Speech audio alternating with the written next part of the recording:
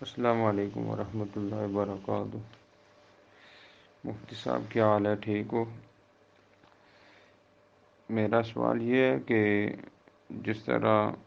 کچھ لوگ باہر ملک میں رہتے ہیں اور وہ اپنے ملک میں جو ان کا آبائی ملک ہوتا ہے جہاں وہ پیدا ہوتے ہیں وہاں پر بھی اپنا ایک مکان بناتے ہیں یا کوٹھی وغیرہ بناتے ہیں، اور نیت یہ ہوتی ہے کہ جب کبھی ہم گئے تو وہاں رہیں گے، لیکن زیادہ تر ہوتا یہی ہے کہ وہ آدمی بنا کر کرائے پر لگا دیتے ہیں کیونکہ رہنا کم ہی نصیب ہوتا ہے۔ یا اس طرح ہوتا ہے کہ گاؤں میں بھی مکان ہوتے ہیں تو زیادہ تر لوگ وہ گاؤں میں ہی رہتے ہیں، لیکن اگر شہر میں وہ جو کوٹھی بناتے ہیں اس کو رینٹ پر لگا دیتے ہیں، تو کیا وہ جو کوٹھی بنی ہوئی ہے کیا اس پر زکوٰۃ ہوگی یا نہیں؟ اور دوسرا، اسی طرح اگر کسی آدمی کے پاس کوئی پلاٹ ہو، اس نے پلاٹ لے کر رکھے ہوں اور اس کی یہ نیت ہو کہ وہ ان پلاٹوں میں مکان بنائے گا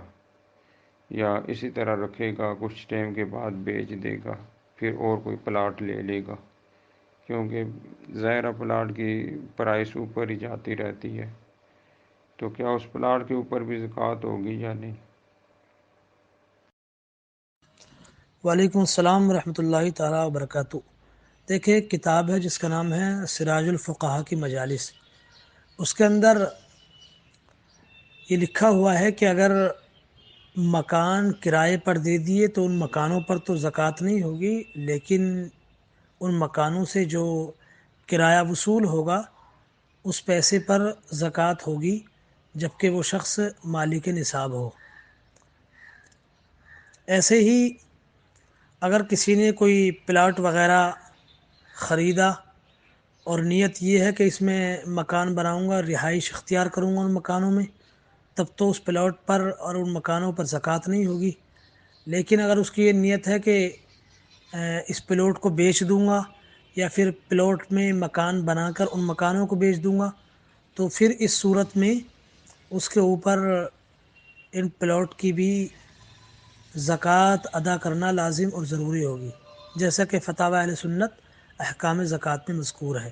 واللہ تعالیٰ عالم بالصواب۔